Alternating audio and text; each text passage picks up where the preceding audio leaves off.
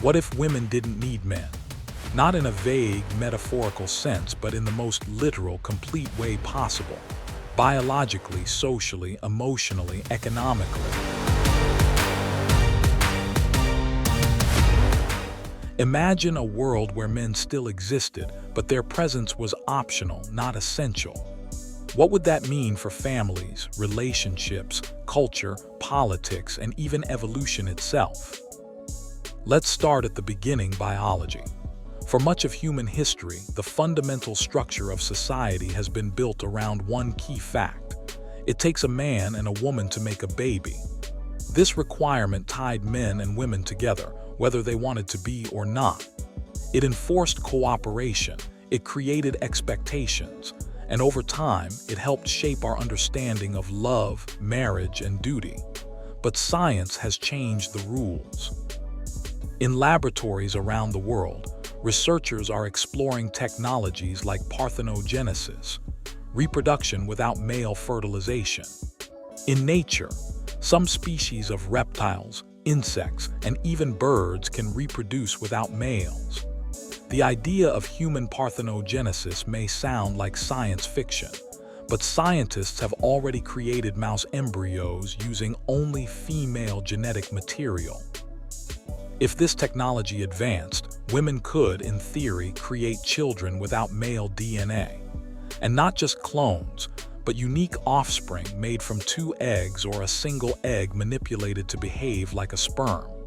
No father needed, no Y chromosome. In this world, reproduction becomes something independent. Women could choose to be mothers on their own terms, and the role of the father, once sacred and central, begins to fade. Now let's talk society.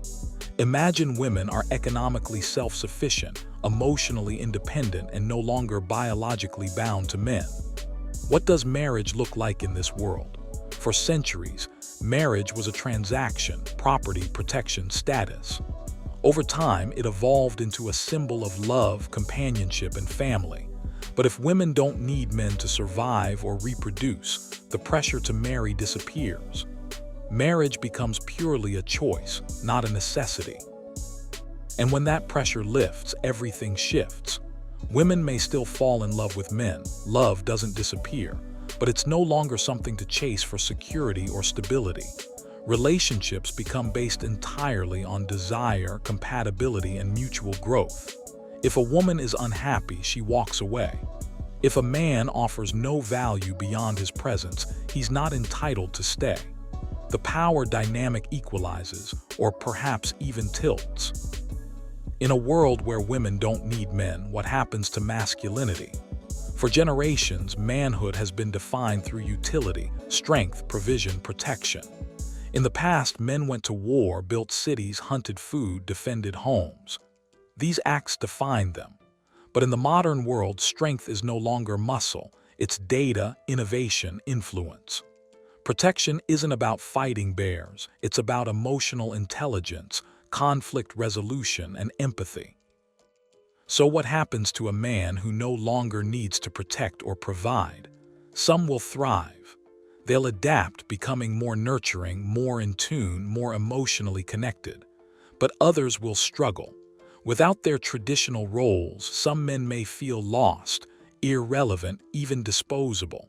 When your value has always been tied to being needed, what happens when you're not? It's a difficult transition, one that forces a cultural reckoning.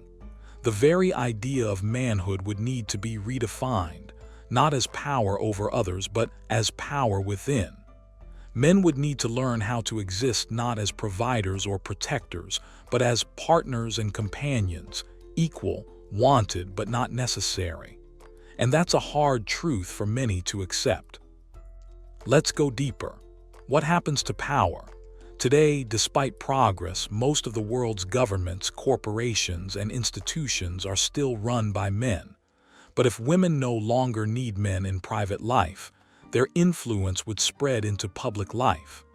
In this imagined future, women control reproduction, economic power, and emotional networks. That changes everything. We might see a new kind of leadership, less hierarchical, more collaborative.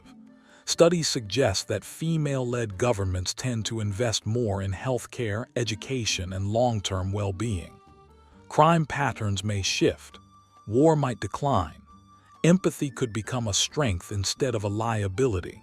That doesn't mean women are inherently better, just different in approach. And if women shape society, society will change.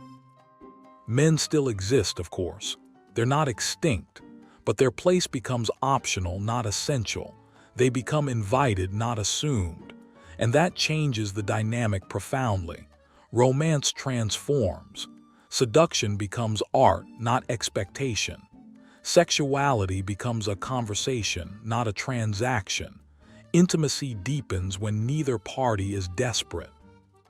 In such a world, a woman chooses a man because she wants him, not because she needs him. She can leave at any time and be just as complete without him. That's freedom. That's empowerment. But it's also unsettling, especially to those who grew up believing that masculinity was about being needed. This imagined world forces us to face difficult questions. Have we mistaken dependence for love? Have we confused necessity with value? What if the deepest connections aren't forged from need, but from choice? What if the most powerful relationship is one where two people don't need each other at all, but still choose to be together? Now there are those who might argue that such a world would destroy men, that stripping them of necessity would collapse their identity. But perhaps that's the point. Perhaps men, too, deserve freedom. Freedom from outdated expectations. Freedom from pressure to perform or dominate. In a world where women don't need men, men would finally be free to just be creative, emotional, vulnerable, tender. Not all men would adapt. Some would cling to the past. They would try to reassert dominance through violence, coercion, or control. History is full of backlash when power begins to shift, but these reactions would not stop change. They would only slow it. Eventually, balance would come, not the old balance, where women depended on men for survival, but a new one where partnership replaces dependence. In this world, men and women meet not as halves, but as wholes, complete, capable, independent. And from that wholeness, a new kind of intimacy is born, stronger, deeper, because it's chosen. A woman no longer needs a man, but she may still want him, and wanting someone without needing them, that's where love becomes real. But what about culture, art, media, those great mirrors of society? How would stories change? Our myths, our movies, our fairy tales, so many center on men saving women, women transforming men, love born from rescue. If women no longer need rescuing, the story must change. Maybe the princess saves herself. Or maybe there's no princess at all, just a person navigating life on her own terms. Even the way we raise children would evolve. Without traditional gender roles, boys and girls could grow up with fewer constraints. Girls wouldn't be taught to depend. Boys wouldn't be taught to suppress. Gender would soften into personality. Children would learn not how to fit a mold, but how to be fully human. Now, let's not pretend this would be an easy transition. Power never shifts without resistance. Fear, resentment, confusion, they would all rise, but so too would opportunity. Men and women could rebuild the contract between them, not as a legacy of survival, but as a vision of mutual respect. Because the truth is, relationships rooted in need often breed resentment. But relationships built on desire, on mutual growth and shared dreams, those have the power to elevate us, to inspire us, to heal us. So, what if women didn't need men? The world wouldn't end. It would evolve. And in that evolution, there would be discomfort, yes, but also beauty. Because in the end, the question isn't just what happens to men. It's what happens to all of us when we are no longer bound by outdated scripts. When we stop asking who needs who and start asking, who are we when we are free? And maybe that's the most radical idea of all. Not a world without men, but a world without fear, where no one is needed and everyone is chosen. Would you be ready for that world?